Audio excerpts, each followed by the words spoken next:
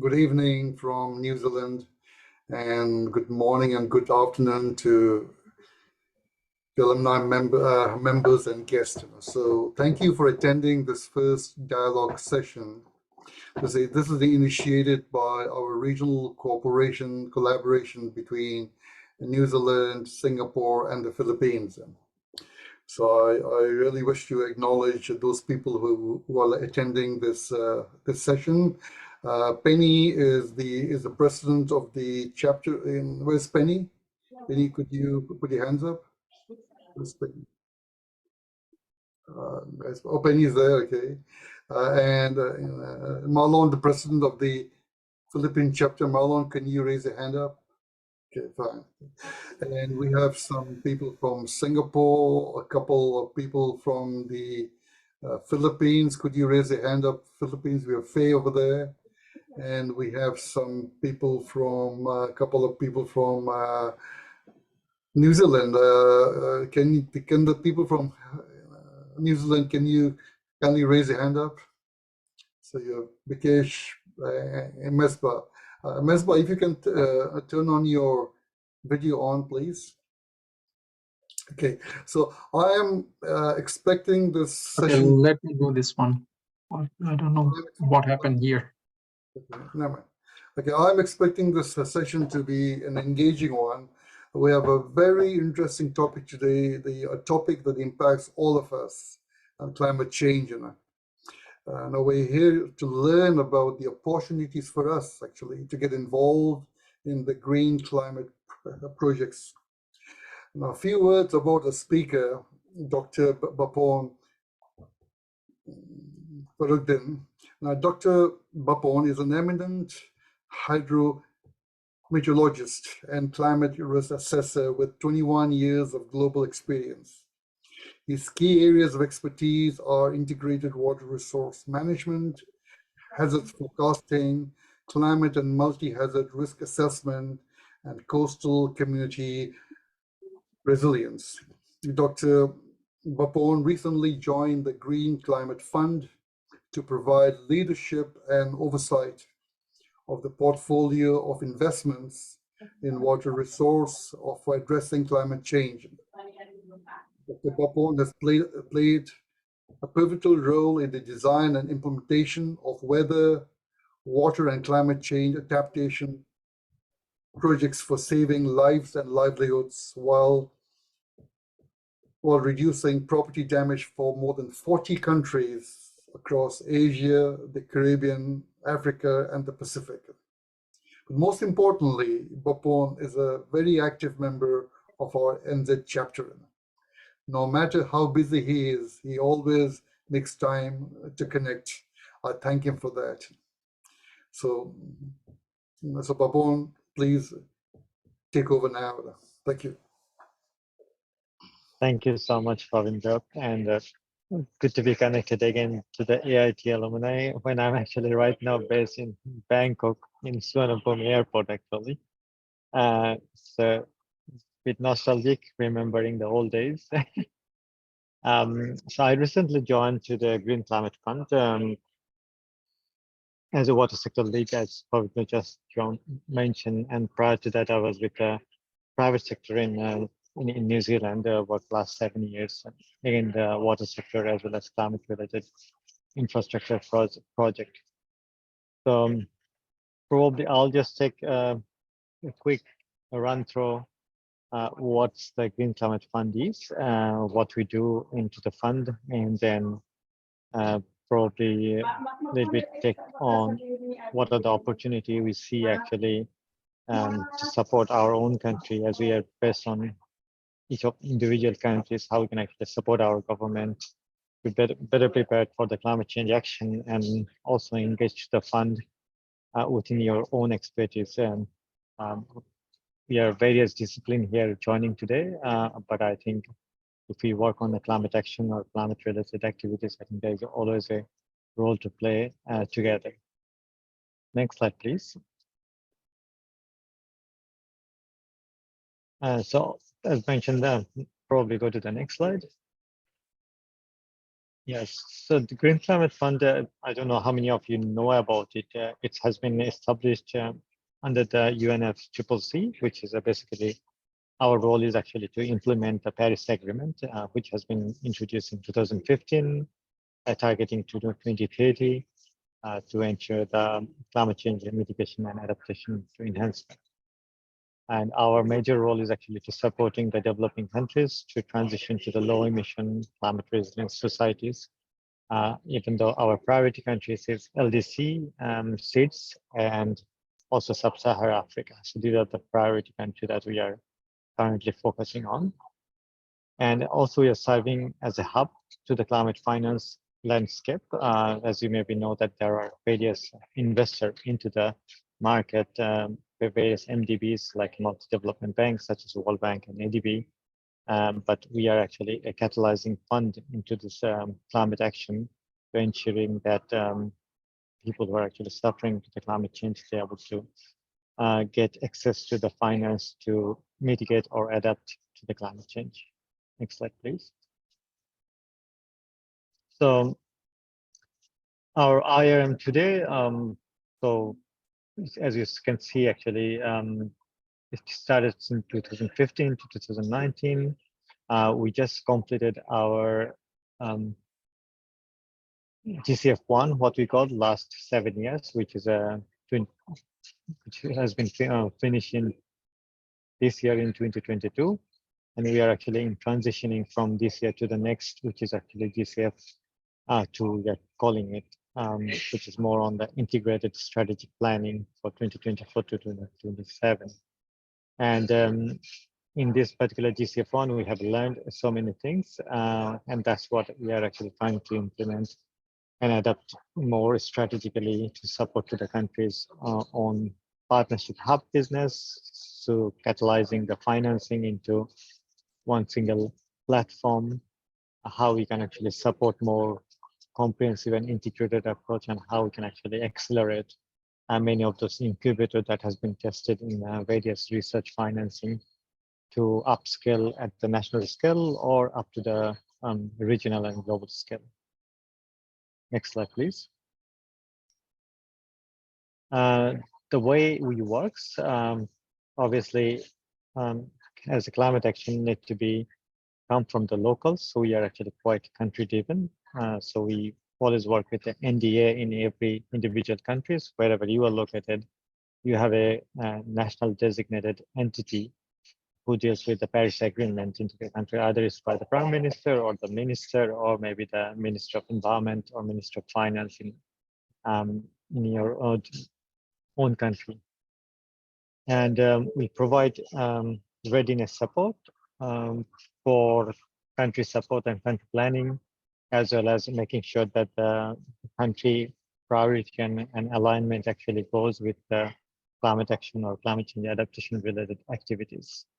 We are an open partnership organization, so normally we don't actually implement anything in the ground. We are a fund. We only design the project and give the fund to our partners. So what we called in our terminology is called accredited entity and direct accredited entity. You may hear a lot of time I'll be talking on these two acronyms. So we have more than 200 accredited entities who are our partner, such as many MDBs like World Bank, Asian Development Bank, African Development Bank, Caribbean Development Bank, and then also we have all the UN agencies actually our fund receiver, plus country itself can access the finance. So as they call like a direct accredited entity or DAE. In some cases, they are like a Ministry of Environment. Some cases, the various bank within the country. So they are our accredited, direct accredited entity, such as if in Fiji, it's a Fiji Development Bank is one of our direct accredited entity. In India is as Nabroad Bank. So each of those countries, there are actually various direct accredited entity are working with us. And we also provide a range of financial instrument. Why is that? Because as I said, that we are quite different than other multi-donor bank or multi-development bank.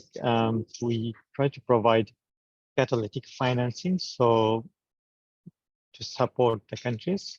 We also provide a leverage blended finance, and also we try to do a lot of piloting to test different financial instruments.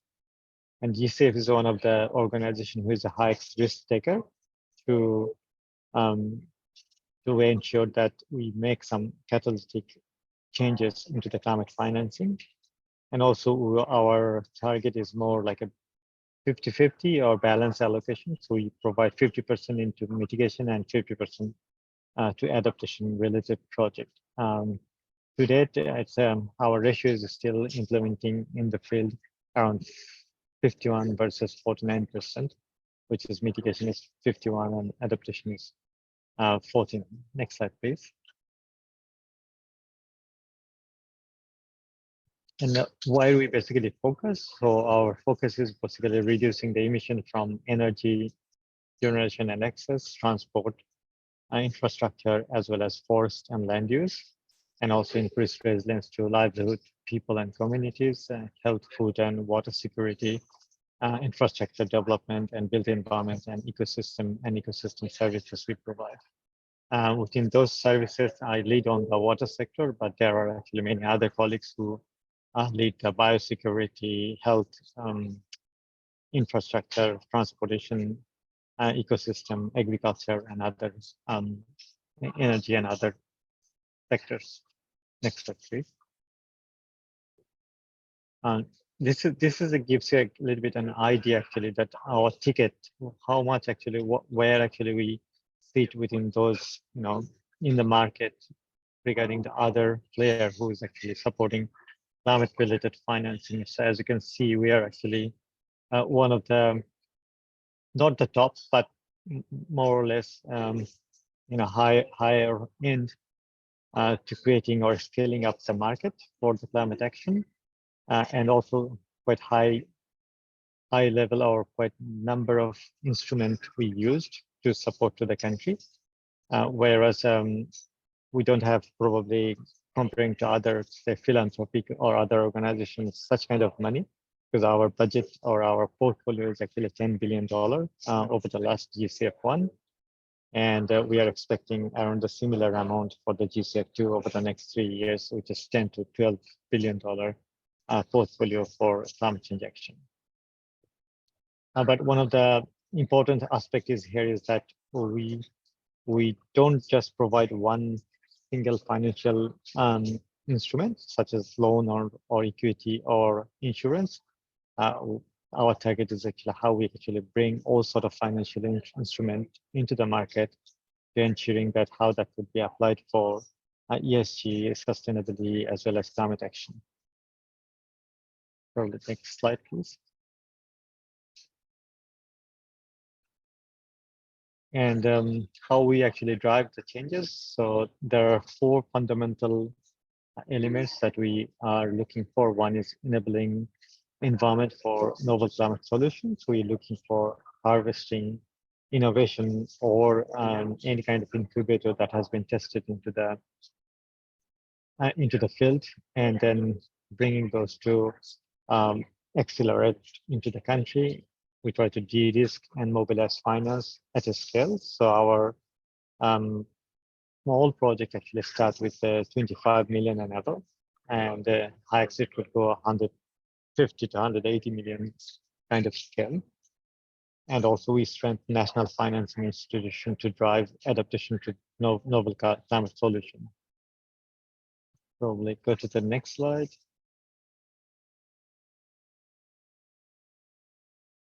So how GCF works, as we mentioned, probably I don't need to go through again, and we provide loans, guarantee, equity, and grantor. And there are actually private capital, development capital, and blended finance, all sort of instrument is there.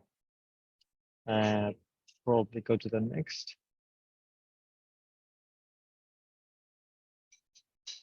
And this is our so far portfolio at this moment. We committed around 11.4 billion to date. We have dispersed 3.2 billion into the market already, and then implementing 9.3 billion. But overall portfolio, which is actually together with the co-financing as well as concessional financing, it's around $42.8 billion right now actually in the market for climate action. Next slide, please. And if we just look at a little bit region-wise, because probably you are sitting in a country, so you can actually try to understand which region is actually supporting how much. So as I said that for the mitigation and adaptation, it's now at this 51 versus 49%. Asia Pacific, we supported almost 34% of our fund, Africa 35%, and then Latin America and Caribbean is the major. Again, if you look at on the LDC, Eastern African states, 65%, as you can see, more on adaptation financing we're providing, as well as in terms of sectors, you have the private sector, around 35%, but 65% is actually public sector financing we're providing to the government to ensure how they can actually enhance their climate resilience for reducing the vulnerabilities into the society. And in terms of financing, still we are quite a large number of grants, 42%, but again, we also provide a similar amount of loans, 42%, through the private sector engagement, and rest are actually the guarantor or equity or result-based payment we provide. Next slide, please. I think this is not necessary, but probably we can skip this one. Yeah, and here we just probably I will stop after this one. So what we created, as I mentioned, that we try to create a sort of like a platform or network for networks to see actually how we can actually mobilize the financing or how we can bring other donor on board to come up with the common goals and common action. This is just an example for water sector. We developed a water security for climate resilience co-financing platforms where we try to look at our pathway, because every sector we have our strategic goal as well as sector plan. So our major focus in the water sector is the water conservation, efficiency, and reuse, then hydrological observation and assessment, integrated water resource management and SDG 6, and climate resilience WASH program, as well as community resilience. And as I said, we always work with the accredited entity or direct accredited entity. We try to engage them to implement the project, but also there are lots of advocacy organization in place, how actually they could actually support on coordinating role. That's one of our target as well. So the way it works, we bring our own money into the platform, then we discuss with other donor organizations to ensure that how the pipeline could be generated with other donor support. And then we also engage these advocacy agencies to ensure that global level or regional level as well as country level, there is some coordination mechanism are in place so that whatever GCF is implementing or piloting, there is a momentum and continuation through the pipeline. So pipeline actually generates project, coordination does regular coordination, global coordination, and pilot actually demonstrate that this kind of platform is functional, working, and achievable through the result-based framework. So I probably stop here at this moment and maybe go back to, or just maybe try to receive any question or comment, but also as like to share with you that last week actually I had a meeting with AITAA itself to understand actually how they could actually support to the region. As an institution, they have a couple of center within the institution who support countries for project preparation, piloting, research activities. So how those research could be actually bring into on board to testing or upscaling or accelerate into the country or regional scale, as well as how actually they could work as a knowledge hub to provide countries how to access the GCF financing, because the accessing GCF financing is a little bit complex. Our proposal is very cumbersome and highly due diligence related. So, which require a proposal, but plus 21 appendix, which is like a ESS, feasibility study, environmental safeguard, gender assessment, indigenous assessments, all sort of things are engaged. And country often suffer to find their expertise to support them those kind of activities. And that's why we also provide countries when they would like to develop such kind of proposal, they can access at least $1.5 million from GCF just to project preparation, which the project ticket could be 25 million and above. But at the same time, as mentioned, that there are various other instruments there in the country. Every single country in the arts right now accessing GCF financing up to $1 million for their readiness support, so which is actually readiness to climate, creating an enabling environment, readiness to creating a capacity building, how to access the real finance from the climate action or real project development. So those kind of projects are already ongoing wherever you are. Look at it. If you're in the LDC, if you're in the UN countries, and you are, your country is already multiple readiness project is happening.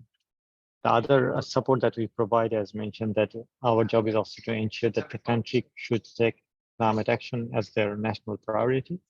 And we provide up to $3 million to the countries to developing their national adaptation plan so that they ensure that whatever the climate action is required, that has been prioritized to their national government to support to their country. So these are the various instruments we support, which is quite unique in the market. You'll never see any other MDBs or any other organization provide this kind of support or catalytic support to ensure a capacity development for climate action. So over to you, Pavindra. Maybe we can just stop sharing the slide and start taking some question and answer.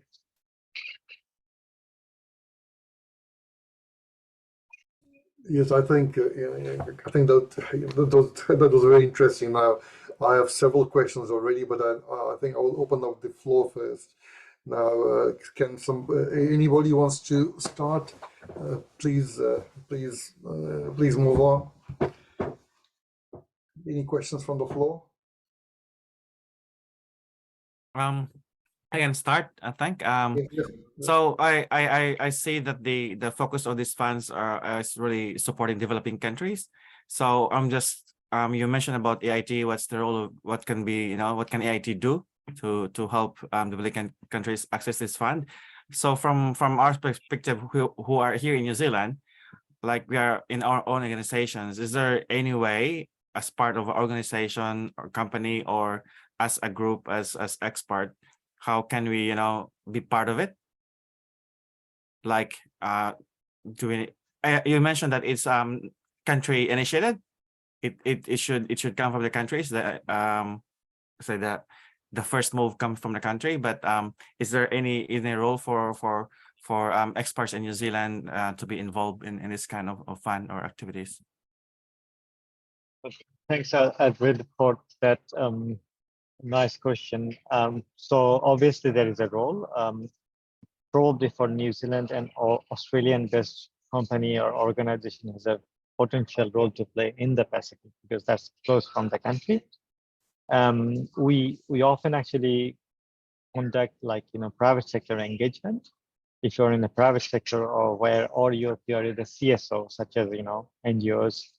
So there is such kind of group actually are quite strongly engaged with us to provide feedback that what is happening in the community and also generate or help to the countries a community-led initiative. So CSC is always actually working the community scale. So they Priyanka in the Pacific or the Australian civil society network. So they organize such kind of meetings where Save the Children, World Vision, and other organizations might take part. Save the Children is also our accredited entity. So they do a lot of project and finance exist from us. But if your organization is not our accredited entity, the way it could work is like they could be like executing entity, which is actually supporting to an accredited entity. So you have to be actually work with Save the Children so that the finance could flow from Save the Children to your organization for your expertise that needed for the country. And we'll be only dealing with the Save the Children, which is our accredited entity. Similarly, for GHD, Tonkin and Taylor, they also actually work quite not directly with us, through the countries or through the accredited entity like UNDP, UNF, UNDRR, who are actually our accredited entity. Yeah, thanks, Bapon.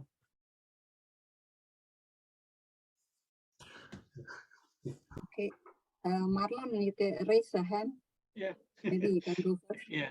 Thank you, Penny. Bapon, thank you for your presentation. Maybe just some clarification.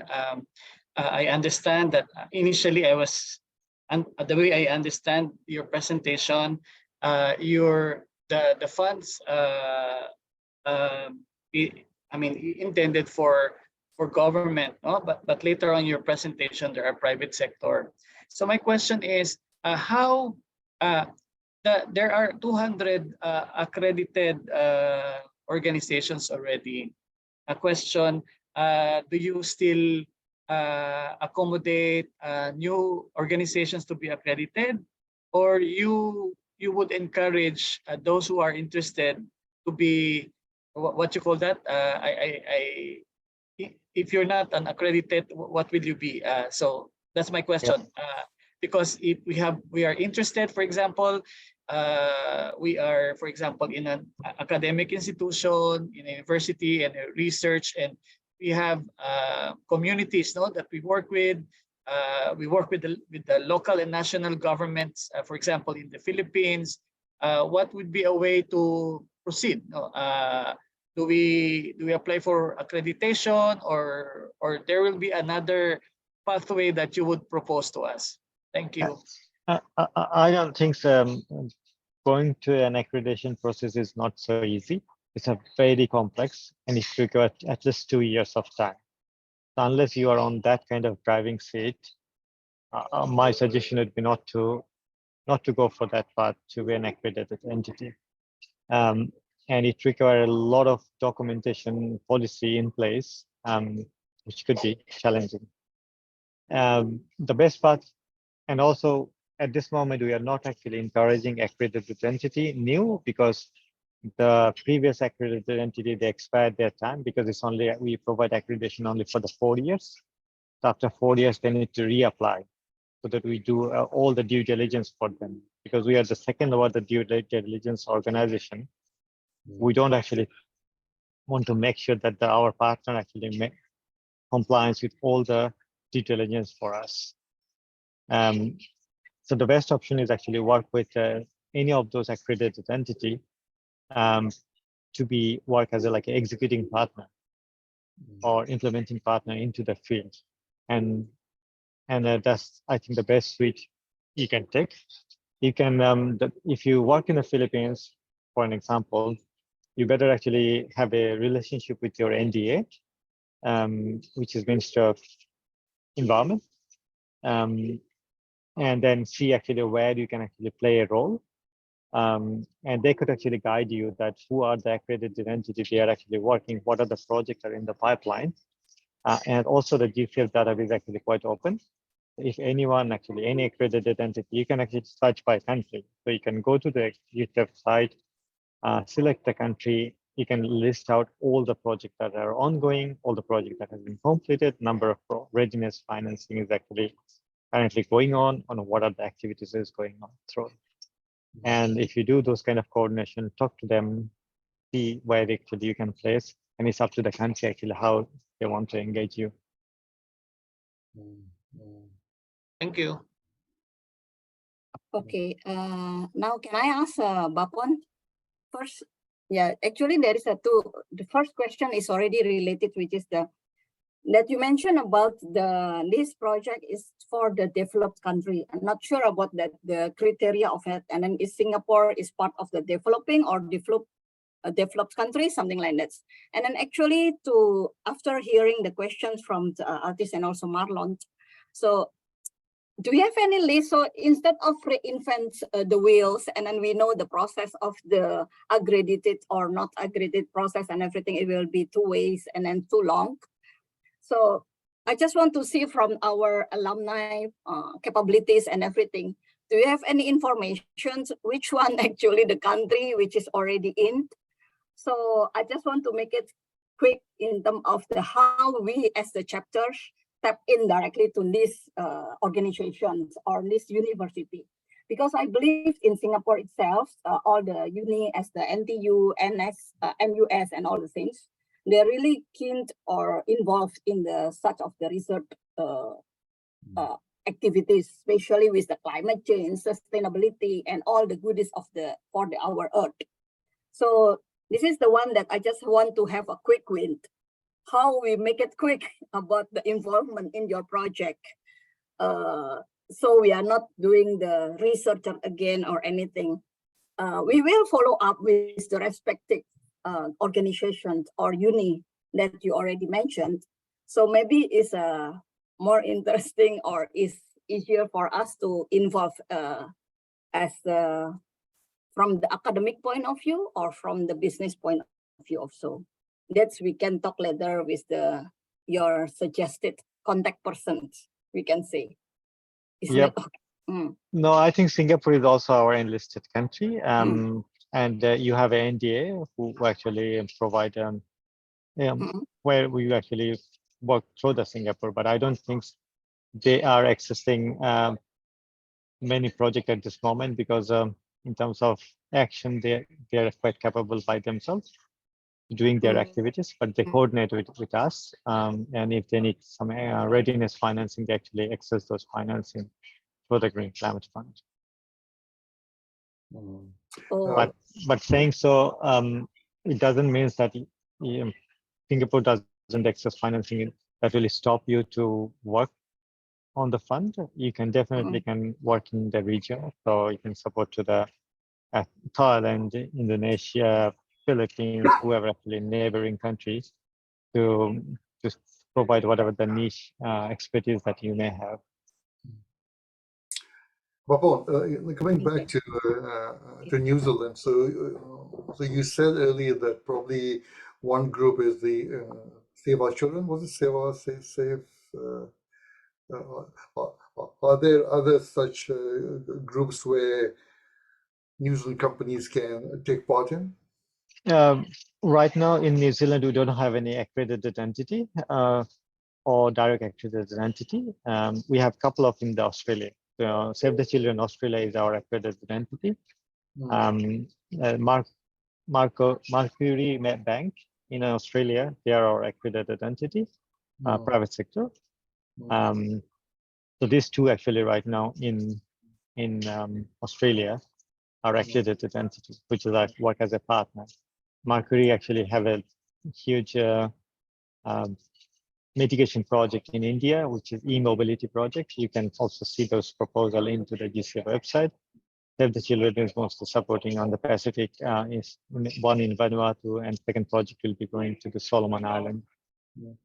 But also there are, with Save the Children, there are a couple of other Australian organizations actually engaged to support those kind of projects.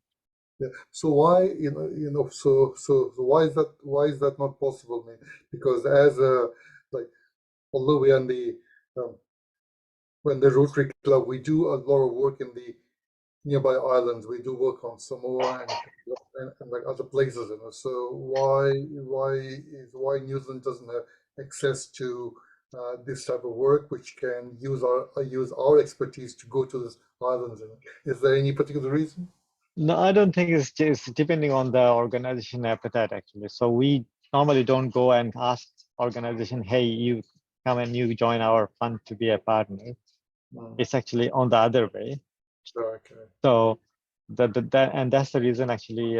If you recall, actually last month, I visited actually to Wellington from the fund, talk with the foreign minister, Jim Shaw, and others Yes. to encourage actually how we can actually create some accredited entity Yes. through the NDA that they could actually be a leader for the Pacific. It's not Yes. leader for the New Zealand, but if we really want to support to the Pacific, Australia Yes. and New Zealand need to be the leading role, Yes. talking on behalf of the Pacific boys into the fund, because we run through a board, and in the board, both Australia and New Zealand are a member because they contribute to the fund, but they need to take some leadership role more on actually creating more accredited entities so that they can actually access financing and support to the Pacific country. So what happened to the talk then? Was the talk positive or not? Yeah, it's quite positive. So the talk actually brings double contribution from New Zealand to fund. So which is I'm happy because yeah, New Zealand's supposed to contribute every year $30 million. So they said, oh, AQE is sitting in the fund. We are happy. So they are contributing, they're doubling their finance actually this year. Yeah, so why can't, if that's positive, because New Zealand, as you know, is really gung ho on climate change activities, and it's really everywhere, and every government department, every council, we are all about climate change. And so if that is there already, we can contribute to other neighboring countries' experience and the knowledge, which is so much. So why is there? Yeah. Yeah, I think also New Zealand took a little bit different strategy from this year. So what New Zealand is trying to do is they like to reduce the intermediary support with their finance. So what they're doing actually, they do a direct financing to the countries, which is rare. First time they are doing actually, and piloting has been happening to the Cook Islands, Tuvalu and Tonga. So they believe that they don't need to engage a company or organization to work through those countries for their project or their priority areas, such as, climate change, blue economy, blue bond, early warning systems, and others. So they're giving money directly to the government, ensuring the due diligence, and then with the hope that government will be spending those money into the right order through localized consultancy or consultancy services from Australia and New Zealand. But other than there is already an existing mechanism there for bilateral financing, which MPET provide to the country. So the MPET and those funding actually accessing all this New Zealand organization, if they're, particularly active into the Pacific market through New Zealand Aid, New Zealand NGO Aid, MPET Finance, all sorts of things.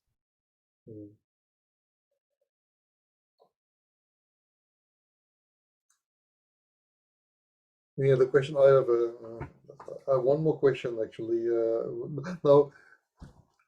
Now, when you spoke about innovation, so there are some climate change. There's not innovation work which is going on here in New Zealand, which could be looked into, and if it's tried over there here, then it can be taken to different countries. So will the Green Climate Fund also will support such innovation done in this country?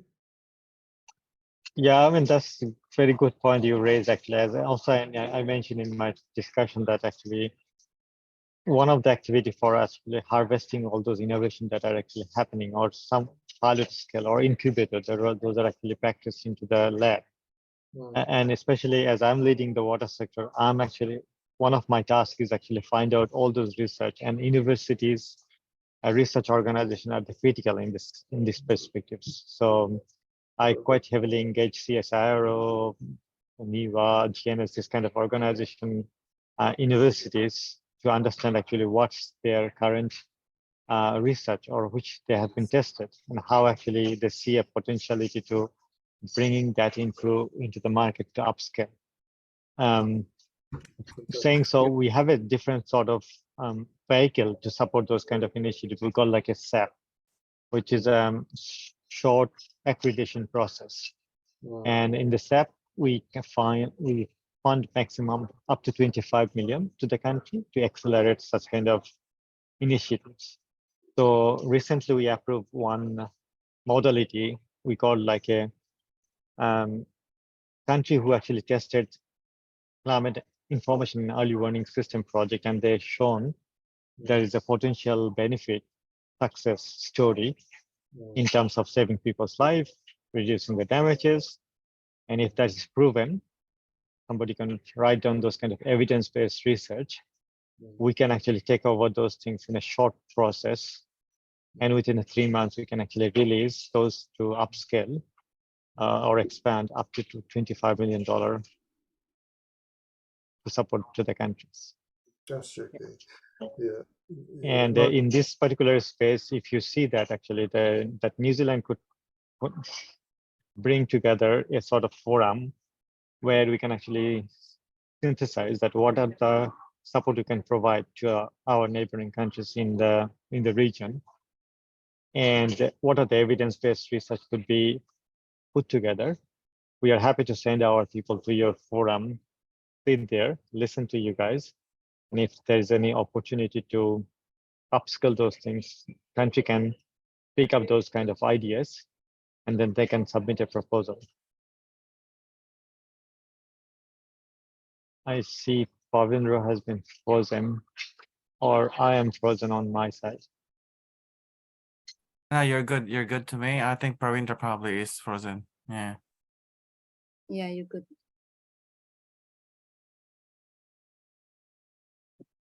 Lah. Oh, Mukia. I think he will rejoin.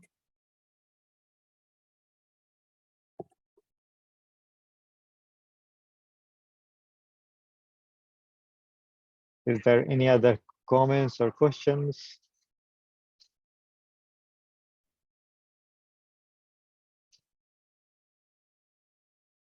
What? Yeah. Okay, Aldi. Hey, good afternoon, everyone.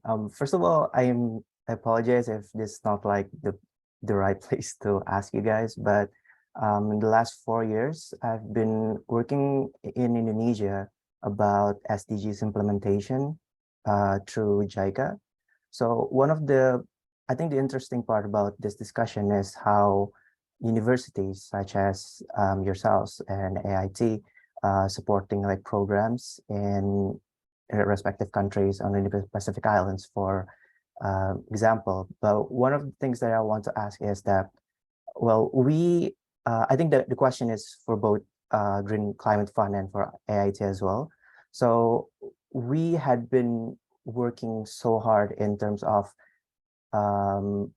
using SDG centers in universities in so many places in Indonesia to help local governments implementing and encouraging SDGs related programs. And one of the things that we still having problems is the public-private partnerships. So we had like 4 years, but then this one is just a bit not neglected, but kind of stagnated. So if it's possible, I apologize if this is not the right place to ask you guys, but do you have like kind of examples of how we can actually encourage local, not only local governments, but also local communities to contribute to SDGs implementation and achievement? Because we currently, the model that we tried currently in Indonesia is we are connecting to universities, and then most of the universities in Indonesia have SDG centers. So we try to ask them to help the local government, but then, as you know, maybe also that the funding, blended finance, is not really, on top of the priority here in Indonesia for now. So maybe in the near future, but for example, can you like give us how is it that both universities and, for example, Green Climate Fund can help encourage this kind of partnerships between private and public Right. of SDG implementation? Thank you. That's a very valid question and makes sense. I give you an example of the Indonesian case, as we based in Indonesia. So if you look back, or if you search for a G8 meeting that happened in March, we actually launched this public and private or blended financing platform we call Blue Halo, which is running by Indonesian Ministry of Finance. And it has three fundamental activities to support SDG 14, because we found that SDG 14 is actually undervalued and under neglected for various reasons. So, and we also don't know many things about life underneath the ocean, how actually we can create a blue economy, blue financing, coastal plastic, all sort of things to ensuring the water quality, water services, as well as Blue Halo has been recorded as one of the great 10 initiatives to support the clean water in the world. And that's, if you look at the Blue Halo, it has a pipeline where actually we're bringing those private investors come to the market, and as a government, Indonesian government, creating an enabling environment so that actually they can invest their money safely with the public financing, and how that could be support to the community through some community-led initiatives. So those are actually ongoing. If you're based in New Zealand, and sorry, if you're based in Indonesia, and if you are interested on the SDG 14, yeah, there's a big opportunity for you to talk to your government, see where actually you can play a role. But similar kind of platform we are creating for SDG 6, which is for water, because I lead the water sector. And that's also a possibility. If you see there is an opportunity, we have already multiple projects in Indonesia, and you just need to talk to the right people to find your linkage and network. Okay, thank you.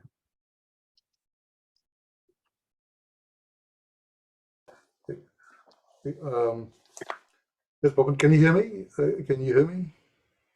Yeah. So sorry, I got lost away. So yes, so there are some innovative projects going on over here, and I think because the New Zealand sometimes is risk averse, they do not want to try innovative ideas into larger government projects. So this one of the companies whom I know is having some trouble, but then so what I'll do is I'll try to connect them to you to see what can be done.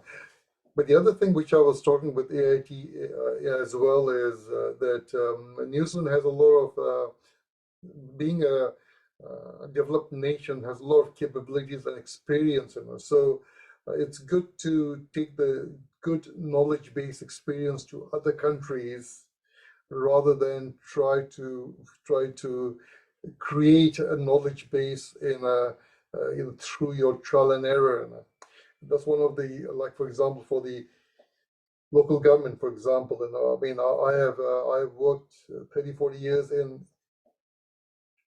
Asia. I mean, I've worked in Malaysia, Singapore, and so I mean, and I find that there's some good experience in countries like here, and so which can be, this experience can be used somewhere in other countries, rather than every Asian country trying to develop their own way of doing things. So can those sort of schemes be possible as well, to take some knowledge base, experience base to other countries, and which can later be tailor-made.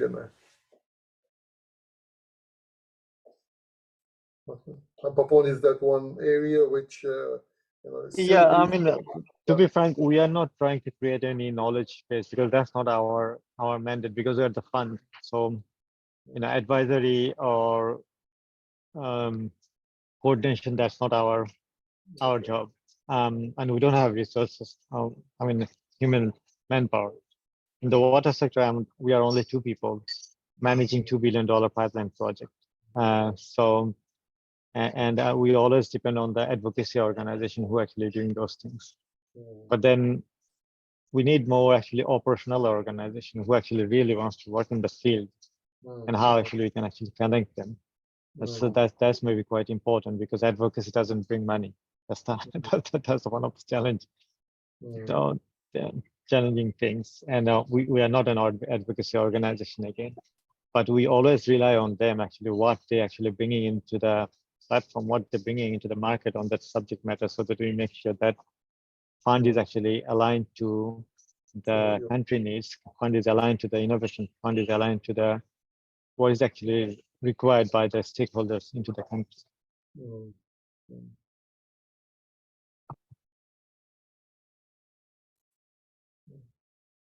Marlon, you have a question? Yeah, I have a- Marlon. Yeah. This is hi. This is a follow-up. I heard you talking about initial discussion with AIT on this, and I think the purpose of this dialogue is more or less to also explore future collaboration among chapters. Now, my question is there a possibility that if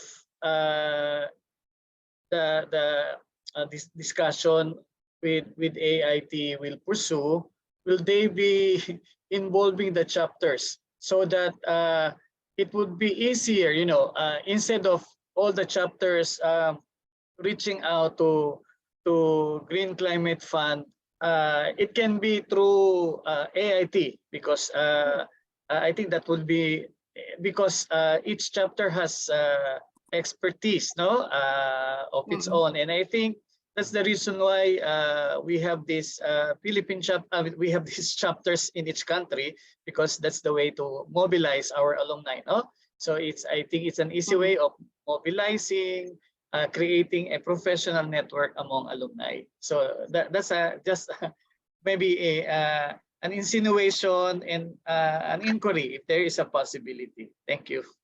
So do you want me to give you a quite practical reflection what I had? Yeah. Yeah. It may be giving you some frustration. That's good, okay. But Good to know that. that's the reality. This is So, like, you know that the AIT, within the AIT, there are actually a couple of agencies, a couple of centers. They had like a water and sanitation center, there's a water climate change center, there is a regional extension Resources. center. Yeah, so one of those centers actually came to our board meeting. I don't want to say the name. And then they start dialoguing actually how they can actually help. And one of the lacking we found in the region, especially on the Asia Pacific, the country doesn't have much understanding how to write a DCF proposal.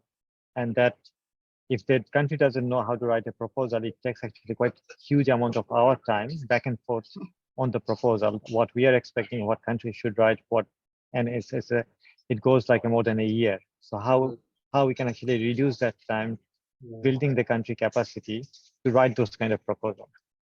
And then we cannot teach them because, yeah, as I said, we don't have capacity. So we actually we are asking AIT that, hey, can you, or because you do those kind of in a regional training, can you organize such kind of training based on our sector guidelines? Because we have a sector guidelines. You need to package those sector guidelines into a training module, and you train to the country. Fee-based, country will be able to pay your money to come to your center, get trained, and end of the outcomes would be at least 2 or 3 quality proposal. Country should write sitting with you, with your help. And you can engage multiple center because climate change is not only one water. It could actually come to energy, sustainability, and many other centers that within the AIT they have. So this is a noble initiatives, and they have said this is interesting. But then when you receive the proposal from them, they actually didn't included any other center within the AIT. Only one center they applied. And I said, actually, how are you gonna ensure the resource person? Because you need some water related professor, you need some forestry professor, you need some environmental professor to be engaged and provide lecture to the countries. And they said there will be, and I just asked them, did you try to talk internally among the AIT that who is available resource, who will be actually providing those delivery? And we need to understand actually what is their skill set, such as like a bios or summary. And their answer was they don't want to engage anyone because there's a separate cost costing for each of those centers. So they don't want to share their cost with the other center because it will be reducing their fees. So even in a one organization, if they want to share the resources, and then my point was then who will be teaching you? Because they have only probably one expertise, which is energy, but who will be delivering other lecture? Where those are actually coming from? Thank So now it's up to you as an alumni Yeah, to well, find your own. can I add something? Thank you for being candid about your reflection, Bapon. Just to, I mean, during the GBM, I think the issue that, you know, the perennial concern is how the alumni will be able to help the AIT, not only in terms of, you know, the regular fundraisings of different activities, but there are expertise which are not top, like untapped, and therefore I think AIT should be able to recognize if they really feel that the alumni are important stakeholders. Those are things that they have to, you know, consider. I think they should not do it by themselves, no, because only when there is a I mean, well, of course, I think there are a lot of generous alumni who are providing assistance to AIT, but I think it's also I mean, good to recognize that there are also expertise that could be tapped, no, by the institute, no, by the AIT. So well, thank you for sharing that, but But I have a suggestion for you guys too, because you know, unless you take a drive, you will not able to solve this kind of problem. It's because it's a silos environment, and unless somebody actually really drive these things nuts, nothing gonna happen. So I don't know whether as a alumni, because you have a quite good network, could you actually take any initiatives to organize the meeting with the AIT plus all the regional center that AIT does have? Because as you just rightly mentioned, that our job is not only to provide money to them. You know, we can give donation $5 from our pocket, that's fine, but that's not our intention. Our intention is actually, because we have more than that $5, we have actually $500 knowledge that we can contribute either in kind. How actually they take our brain to utilize those kind of activities to making some real change in the field. So probably the discussion should be lead on the other way, that hey, we'll be able to topping up your money whenever you need, but you need to make sure that actually we are engaged. It doesn't mean that they need to give you money. That's the second part. But they should actually take your technical knowledge, expertise into their center, into their activities, into their project, and how that could be happen. What are the modalities? You come up with a 3 action points over the next 1 year, try to achieve it. Otherwise, it's not going to happen. Agreed. See, I had in the Bapon, I had a talk. Faye raise hand. Faye, you want to say something, Faye? Yes, Faye. Hi, good afternoon. First off, I would like to thank Dr. Bapon for your contribution in today's session. It is very well presented. I'm glad that it has been recorded so that other alumni who failed to join and who have actually registered can look back to the presentation. I would like to take this opportunity to congratulate the 3 chapters in New Zealand, Singapore, and Philippines, of which I am a member, for putting together this session. And talking about alumni expertise being recognized by AIT, I think we just, as alumni, we can use the facilities that are being offered by AIT. For one, we have the AIT extension, and they're always on the lookout for speakers who can lead their webinars and their sessions. We have the AIT Graduates Club, which is actually a project of the AIT Alumni Association. They're always on the lookout also for expertise, so that our alumni can talk about what they are doing, and this can be shared with other alumni as well as the public. There's also the AIT solution, because they have been actually conducting projects, implementing projects, helping different countries in their infrastructure development. And again, they are on the lookout for alumni to help out.